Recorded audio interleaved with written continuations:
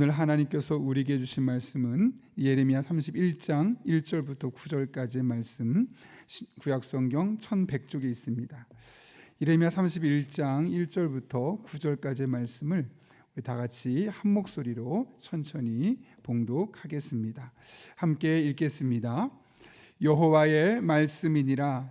그때 내가 이스라엘 모든 동족의 하나님이 되고 그들은 내 백성이 되리라.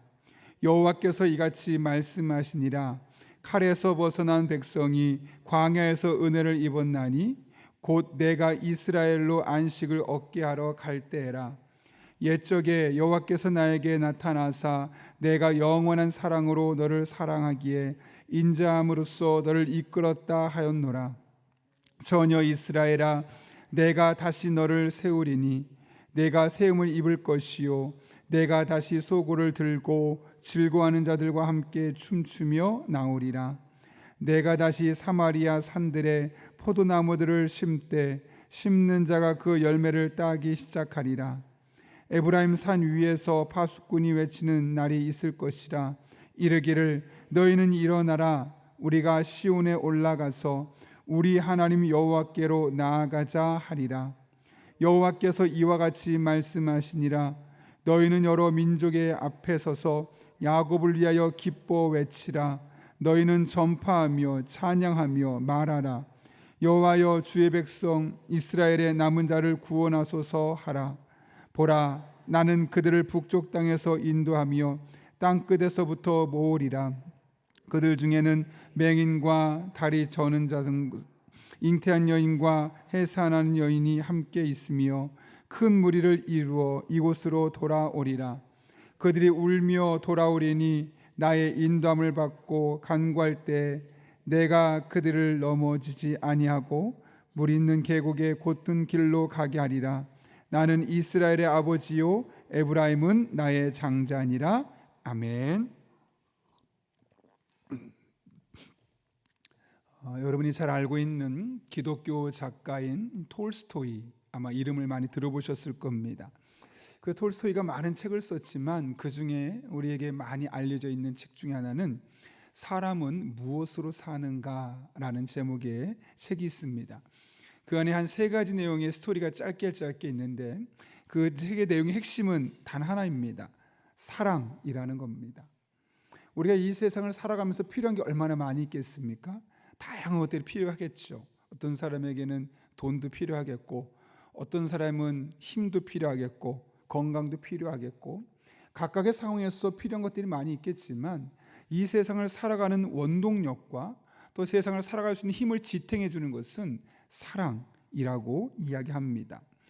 여기서 말하는 사랑은 단순한 감정을 넘어서서 우리 행동을 이끌어내는 그런 견인하는 중요한 요소를 의미하죠. 예컨대 이런 겁니다. 여러분, 선물을 준비할 때도, 선물을 누군가 받았을 때도 아무리 비싼 고가의 선물이라 할지라도 그 안에 사랑이 빠져 있으면 그것은 하찮은 선물에 불과합니다. 그러나 반대로 사랑이 듬뿍 담겨 있으면 아무리 싸구려 선물이라 할지라도 그것은 여느 명품과 다를 바 없이 크게 다가오는 법이죠. 그만큼 사랑이 우리들의 삶에 똑같은 상황에서도 전혀 다른 해석을 낳게 되고 그 사랑으로 말미암아 우리는 전혀 다른 삶을 살아갈 수가 있는 것이죠. 그런 맥락에서 우리가 이 세상을 살아가면서 사랑을 받고 사랑을 하는 것이 정말 중요한데요. 오늘 본문의 말씀은 특별히 우리를 사랑하시는 하나님의 사랑에 대해서 깊이 있는 그 사랑에 대해서 저술을 하고 있습니다. 오늘 본문 보십시오. 이스라엘 백성들에게 하나님께서는 70년 뒤 이스라엘 백성들이 포로된 곳에서 돌아올 때를 언급하며 시작하죠. 오늘 1절을 볼까요? 이렇게 시작합니다. 여호와의 말씀이니라. 그때 내가 이스라엘 모든 종족의 하나님이 되고 그들은 내 백성이 되리라. 여기서 말하는 그때, 언제 말할까요? 이스라엘 백성들이 70년의 이 바벨론에서의 생활을 마감하고 다시 돌아오게 되는 바로 그때 어떤 일이 일어나느냐? 크게 2가지인데 하나님께서 이스라엘 모든 종족의 하나님이 된다는 것이고 또 그들, 여기서 말하는 그들, 즉 이스라엘 백성들이 내 백성, 즉 하나님의 백성이 될 것이라고 이야기하고 있는 것이죠. 여러분, 이 말을 들을 때 이스라엘 백성들은 어땠을까요? 사실 우리가 1절 말씀을 들을 때는 그렇게 피부에 와닿지 않습니다. 원래 하나님 그런 분 아니었어? 라고 우리가 늘 인식하고 있기 때문에 그렇죠. 그러나 적어도 이 예레미야 31장을 듣고 있었던, 이 말씀을 보는 이스라엘 백성들의 입장에서 이 말씀은 전혀 다르게 들렸을 것입니다. 왜냐하면 여러분, 이스라엘 백성들이 왜 바벨론 땅의 포로로 70년 동안 잡혀갔어야 됐을까요? 오늘 본문에 정확히 나와 있지 않지만 어제 설교를 기억해 보시면 어떤 사건이 나오냐면 30장에 보면 결국 이스라엘 백성들이 바벨론에게 멸망하고 포로가 되는 것은 그들의 죄악 때문이다, 즉 벌을 받고 있다라고 이야기를 했습니다. 그런 상황 속에서 그들의 좌절감이 얼마나 컸을까요? 비록 우리가 죄값을 치르고 있지만 이게 과연 70년 동안이나 다른 나라의 포로로 잡혀가서 이렇게 시련을 당할 만큼의 죄악일까? 뭐 그런 마음으로 처음에 생각하는 사람도 있겠지만 이 70년이라는 시간을 생각하면서 참 어렵다, 자존감도 낮아지고 영적인 자존감도 낮아질 뿐만 아니라 자신들의 삶에 대해서 비관하는 사람도 적지 않게 있었을 겁니다. 그런데 바로 그런 때 하나님께서 그들에게 뭐라고 말씀하시냐면, 좀 전에 읽었던 1절 말씀, 하나님께서 이스라엘 종족 모든 종족의 하나님이 되게 하겠고 그들은 나의 백성이 되게 할 것이다 라고 말씀하고 있는 것이죠. 그들의 죄를 용서하겠다는 겁니다. 그들의 실수에 대해서 하나님께서 봐주시겠다는 것이고 깨어진 하나님과의 관계를 다시 복원시켜 주시겠다는 거죠. 오늘 본문은 그것을 안식이라는 말을 표현하고 있는데요, 사실 하나님 앞에 이것은 결코 쉽지 않은 상황입니다. 그럼에도 불구하고 하나님께서 그렇게 하신 이유가 무엇 때문이냐? 오늘 본문 3절 말씀은 이렇게 이야기하죠. 자, 같이 한번 읽겠습니다. 시작. 옛적에 여호와께서 나에게 나타나사 내가 영원한 사랑으로 너를 사랑하기에 인자함으로 너를 이끌었다 하였노라. 아멘. 여기 뭐라고 말씀하시냐면 하나님께서 영원한 사랑으로 너를 사랑했기 때문에 인자함으로 이끌었다라고 말씀하고 있는 것이죠. 여기서 말하는 하나님의 사랑이 무엇인지 우리가 분명히 말씀하고 있는 겁니다. 하나님 우리를 사랑하실 때 어떻게 사랑하신다고요?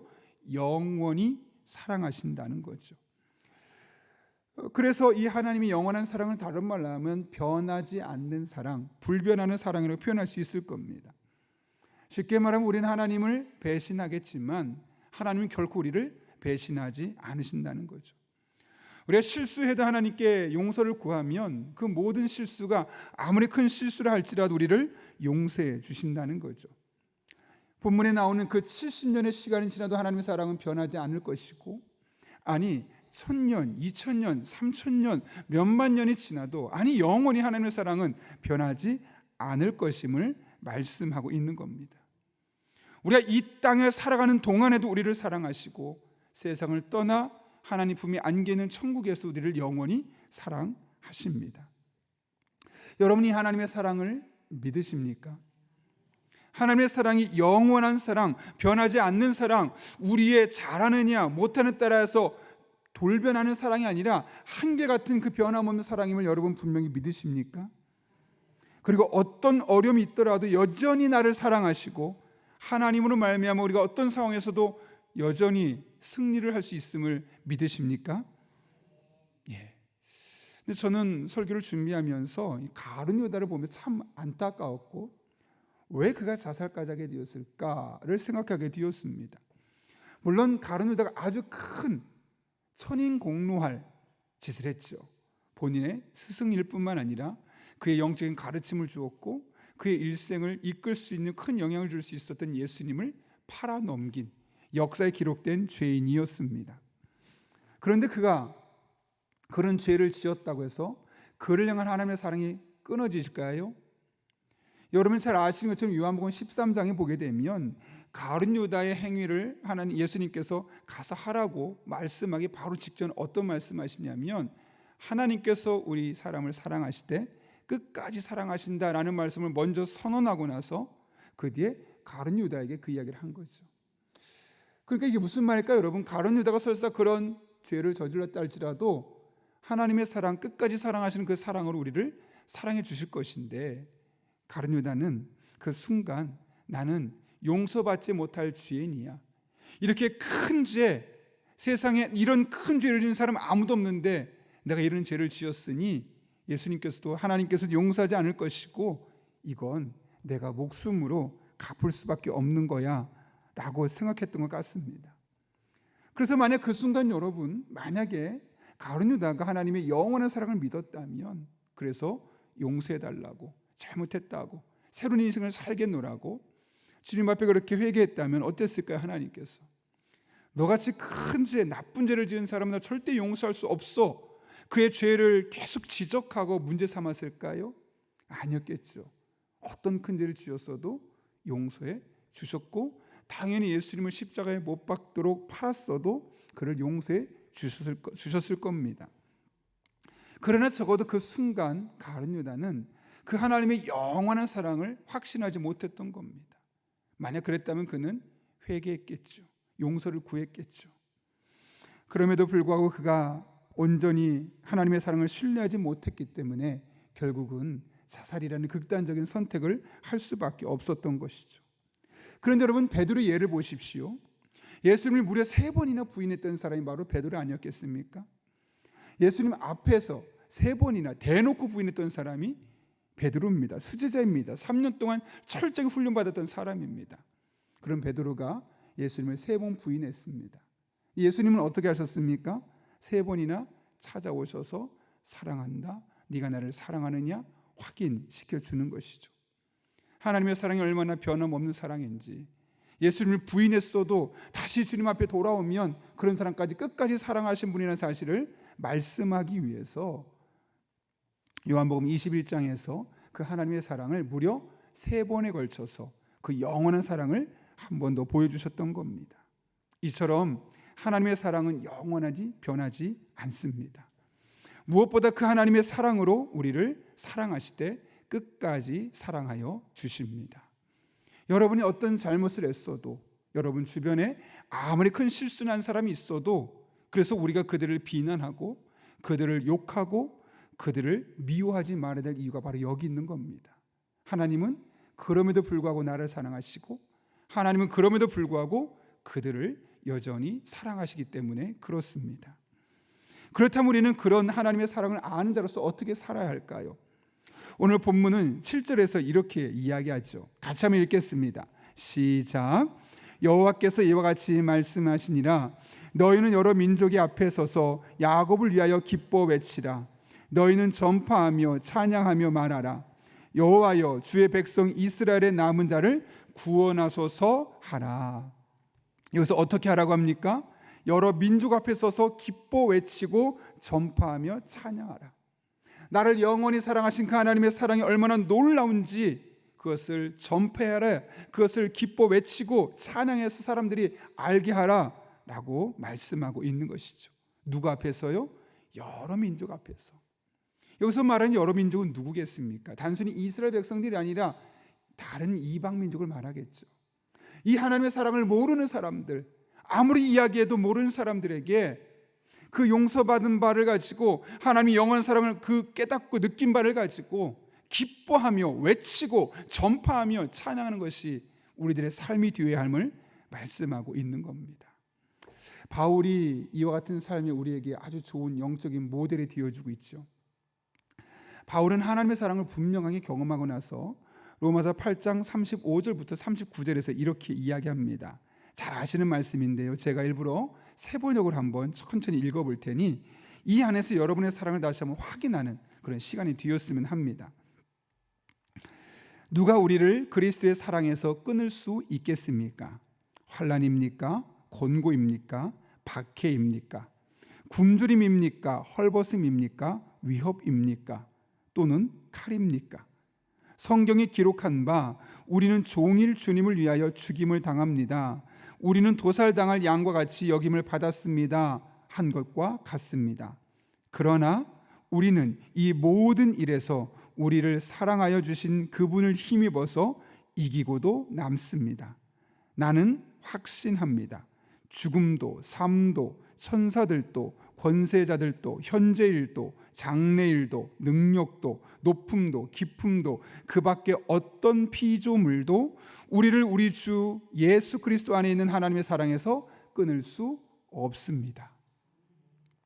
바울이 그 사랑을 경험한 것이죠.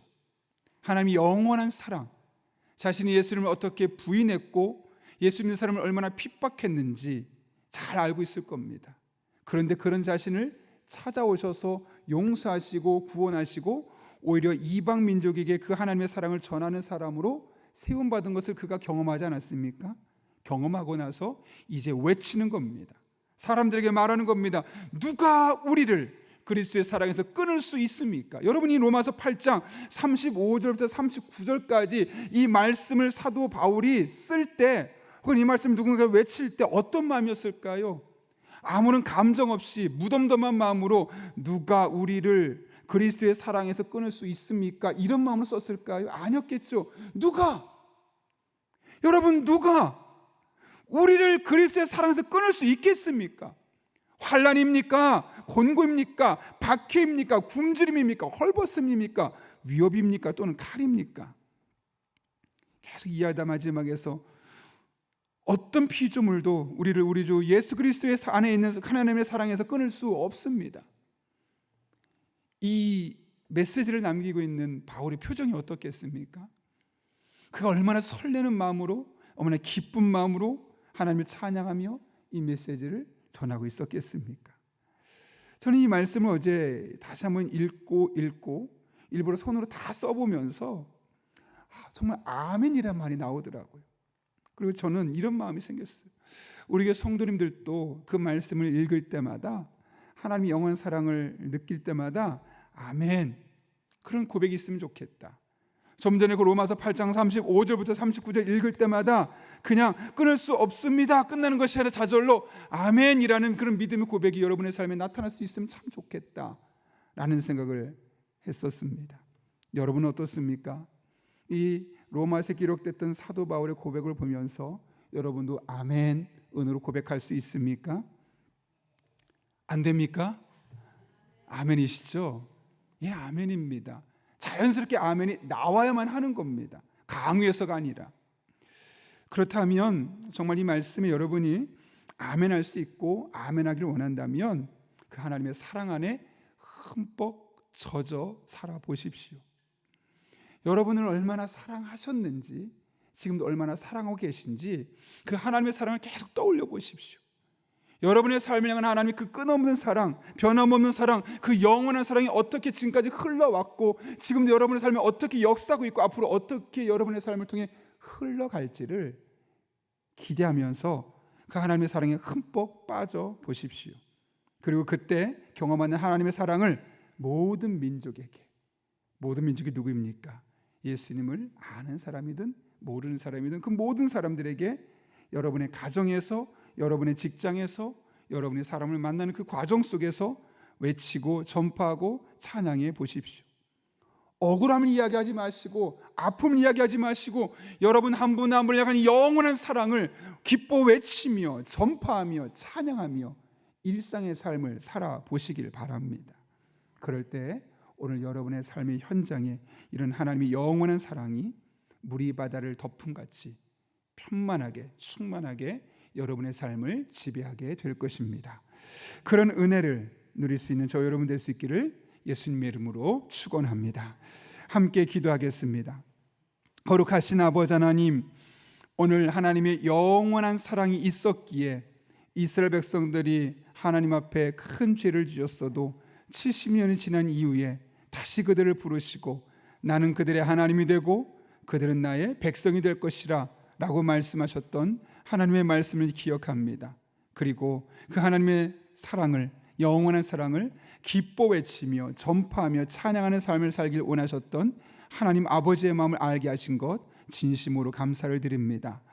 오늘 모든 우리 교회 성도 한 분 한 분의 마음속에 이 하나님의 사랑, 이 영원한 사랑이 다시 한번 솟아오르는 시간 되게 하시고 이 하나님의 사랑에 흠뻑 젖어 살아가는 복된 한 날 되게 도와주시고 이 안에서 기뻐 외치며 전파하며 하나님을 찬양하는 복된 한 날 되게 하여 주옵소서. 예수님의 이름으로 기도하옵나이다. 아멘. 이 시간 주님께서 가르쳐준 기도 함께 하겠습니다. 하늘에 계신 우리 아버지, 아버지의 이름을 거룩하게 하시며 아버지의 나라가 오게 하시며 아버지의 뜻이 하늘에서와 같이 땅에서도 이루어지게 하소서. 오늘 우리에게 일용할 양식을 주시고 우리가 우리에게 잘못한 사람을 용서해 준 것 같이 우리 죄를 용서하여 주시고 우리를 시험에 빠지지 않게 하시고 악에서 구하소서. 나라와 권능과 영광이 영원히 아버지의 것입니다. 아멘. 우리 시간 함께 기도하실 때 오늘 말씀을 기억하며 기도합니다. 하나님, 영원한 사랑, 그 하나님의 영원한 사랑을 다시 한번 떠올리며 나아갈 때 그 사랑에 흠뻑 젖는 하루 되게 도와주시고 그 사랑을 선포하고 전하고 기뻐할 수 있는 복된 한 날 되게 하여 주옵소서. 또한 오늘도 성령으로 충만케 하셔서 마땅히 기도할 바를 알게 하시고 이를 통해 모든 것을 합력하여 선을 이루시는 하나님의 은혜를 경험하게 하여 주옵소서. 우리의 가정을 위해 기도합니다. 가정이 경제적인 어려움을 인하여 낙망하지 않도록 우리 교우들의 직장을 지켜달라고, 또 복된 소식을 담대하게 선포하는 수요 전도대원들에게 힘과 능력을 더해주시고 오늘 수요 기도회를 기대하는 마음으로 준비하게 하시고 성령 충만한 집회가 될 수 있게 달라고, 또 아동부 여름 성경학교를 위해 기도합니다. 여름 성경학교를 통해 아동부 학생들이 은혜를 경험하고 용기 있는 믿음의 사람으로 변화되어 세상 속에 당당한 믿음을 갖고 나아갈 수 있게 달라고, 이 나라 이 민족을 위해 기도합니다. 소외된 자들과 약자들이 꿈과 소망을 품을 수 있는 그런 대한민국이 될 수 있게 달라고, 이 같은 기도 제목과 또 여러분이 가지고 온 기도 제목과 무엇보다 여러분의 기도가 필요한 분들을 위해서 이 시간 사모하는 마음으로 함께 기도하겠습니다. 거룩하신 아버지 하나님, 오늘 우리를 주님 전에 불러주시고 하나님의 은혜 안에 머물 수 있도록 인도하시는 은혜 진심으로 감사를 드립니다. 아버지 하나님, 하나님의 영원한 사랑, 변치 않는 사랑, 나의 모습과 상관없이 영원히 변치 않는 사랑으로 우리를 사랑하시는 그 하나님의 사랑을 깨닫게 하시고 그 사랑 안에 거할 수 있는 은혜 주신 것 진심으로 감사를 드립니다.